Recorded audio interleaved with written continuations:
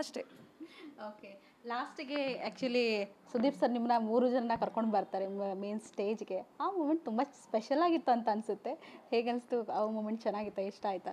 History create ಮಾಡಿರೋಂಥ moment. ಇಡೀ big boss ಇತಿಹಾಸದಲ್ಲಿ 3 ಜನನ ಒಟ್ಟಿಗೆ ಕರ್ಕೊಂಬಂದಿರೋದು ವೇದಿಕೆಗೆ ಯಾವತ್ತೂ ಆಗಿಲ್ಲ. ಸುದೀಪ್ ಸರ್ ಬಂದ ತಕ್ಷಣ ಒಂದು ಹಗ್ ಮಾಡ್ತಾರೆ, ಹಗ್ ಮಾಡಿ ಒಂದು ಹೀಗೆ ಮಾಡ್ತಾರೆ. That's a dream moment, a fan girl moment. ನನಗೆ ತುಂಬ ಅಂದರೆ ತುಂಬ ಖುಷಿಯಾಯಿತು ನನಗೆ. ಅವರ ಐ ಥಿಂಕ್ ಲೈಫ್ ಲಾಂಗ್ ನಾನೊಂದು ದೊಡ್ಡ ಫ್ಯಾನ್ ಆಗಿರ್ತೀನಿ ಅವರಿಗೆ. ಸೊ ಅಲ್ಲಿಂದ ಕರ್ಕೊಂಡು ಹೋಗ್ತಾರೆ, ಅಲ್ಲಿಗೆ ಹೋಗ್ತೀವಿ ನಾವು ಸ್ಟೇಜಿಗೆ ಹೋದ್ಮೇಲೆ ಇಟ್ ಇಸ್ ಆಲ್ ಡ್ರೀಮಿ ನನಗೆ. ಮನೆಯಿಂದ ಹೊರಗಡೆ ಕಾಲಿಡ್ತಿರ್ಬೇಕಿದ್ರೆ ಮರೆಯೋಕ್ಕಾಗಲ್ಲ. ಓಕೆ, ಈ ಬಿಗ್ ಬಾಸ್ ಮನೆಯಿಂದ ಹೊರಗೆ ಬಂದಿದ್ದಾರೆ, ಈಗ ಫ್ಯಾಮಿಲಿ ಏನು ಹೇಳ್ತಾ ಇದ್ದಾರೆ? ನಿಮ್ಮ ರಿಲೇಟಿವ್ಸ್ ಆಗಿರ್ಬೋದು, ಅಪ್ಪ ಅಮ್ಮ ಆಗಿರ್ಬೋದು, ಅವ್ರಿಗಂತೂ ಬೇಜಾರಿದ್ದೇ ಇರುತ್ತೆ ಗೆದ್ದಿಲ್ಲ, ಕಪ್ ವಿನರಪ್ ಆಗಿಲ್ಲ ಅಂತ. ಬಟ್ ತುಂಬ ಲೀಡಲ್ಲಿದ್ದವರು ಮತ್ತು ತುಂಬ ಹೆಸರು ಮಾಡಿದವ್ರು ಬಹುಶಃ ನೀವೇ ಅಂತ ಅನಿಸುತ್ತೆ. ಲೈಕ್ ಹೇಗಿದೆ ಫ್ಯಾಮಿಲಿ ಈಗ ಸದ್ಯಕ್ಕೆ?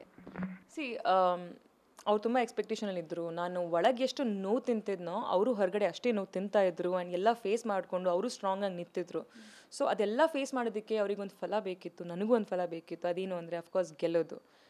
ಬಟ್ ನಾನು ಪರ್ಸ್ನಲಿ ಹೃದಯ ಗೆಲ್ಲಕ್ಕೆ ಬಂದಿದ್ದೆ. ನನ್ನ ಇಂಟೆನ್ಷನಲ್ಲಿ ನಾನು ಗೆದ್ದಿದ್ದೀನಿ ಅಂತ ಅಂದ್ಕೊಂಡೆ. ಅವತ್ತು ನಾನು ಸ್ಟೇಜಲ್ಲೂ ನಗ್ನಗ್ತಾ ಖುಷಿಯಾಗಿ ಅಲ್ಲಿ ನನ್ನ ಕೆಳಗೆ ನೆಡ್ಕೊಂಡು ಬಂದಿರೋದು. ಬಿಕಾಸ್ ನಾನು ತುಂಬ ಪ್ರೀತಿ ಗಳಿಸ್ಬಿಟ್ಟಿದ್ದೀನಿ. ಲೈಫ್ ಲಾಂಗ್ ನಂಗೆ ಮರೆಯೋಕ್ಕಾಗಲ್ಲ. ಕಪ್ ಬರದೇ ಇರ್ಬೋದು, ಬಟ್ ಆ ಪ್ರೀತಿ ಗೆಲ್ಲೋದಿದೆಯಲ್ವ, ಅದು ತುಂಬ ಕಷ್ಟ. ನನ್ನ ಫ್ಯಾಮ್ಲಿಗೆ ಅಫ್ಕೋರ್ಸ್ ಬೇಜಾರಾಯಿತು, ನನಗೆ ಅದನ್ನ ನೋಡಿ ನೋವಾಯಿತು. ಬಟ್ ನಾನು ಅವತ್ತು ಸ್ಟೇಜ್ ಮೇಲೆ ಏನಾದರೂ ನೊಂದ್ಕೊಂಡು ಏನಾದರೂ ಕಣ್ಣೀರು ಹಾಕಿದ್ದಿದ್ರೆ ಅಷ್ಟು ಜನ ಫ್ಯಾನ್ಸ್ದು ಹಾರ್ಟ್ ಬ್ರೇಕ್ ಆಗ್ತಾಯಿತ್ತು. ಸೊ ನನಗನ್ಸುತ್ತೆ ನನ್ನ ಜರ್ನಿನಲ್ಲಿ ಐ ಹ್ಯಾವ್ ಡನ್ ಜಸ್ಟಿಸ್. ಇದಕ್ಕಿಂತ ಚೆನ್ನಾಗಿ ನಾನು ಆಡೋಕ್ಕಾಗ್ತಿದ್ನ ನಾನು ಇಮ್ಯಾಜಿನ್ ಮಾಡ್ಕೊಳಕ್ಕಾಗಲ್ಲ. I have given my best. ಹಂಗೆ ಹೆಮ್ಮೆ ಇದೆ.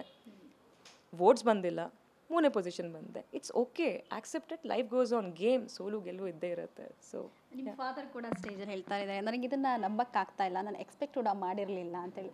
ಸೊ ಮನೆಗೆ ಬಂದ ತಕ್ಷಣ ನಿಮ್ಮ ಇವರ ಡಿಸ್ಕಷನ್ಸ್ ಯಾವ ರೀತಿಯಾಗಿತ್ತು? ಲೈಕ್ ಅವ್ರು ತುಂಬ ಎಮೋಷ್ನಲ್ ಆಗಿಬಿಟ್ರು ಆ ಸ್ಟೇಜಲ್ಲಿ ಆ್ಯಕ್ಚುಲಿ ನಾವು ನೋಡಿದ ಮಟ್ಟಿಗೆ. ಸೊ ನೀವು ಅಲ್ಲೇ ಹೇಳಿದ್ರು ದಿಸ್ ಗೇಮ್ ಅಂತ. ಸೊ ಇವಾಗ ಹೇಗಿದ್ದಾರೆ, ಹೇಗೆ ಅವ್ರನ್ನ ಮೋಟಿವೇಟ್ ಮಾಡಿದ್ರಿ ಅಂತ? My dad is a rock star. ಒಬ್ಬ ಸೈನಿಕನ ಮಗಳು ನಾನು.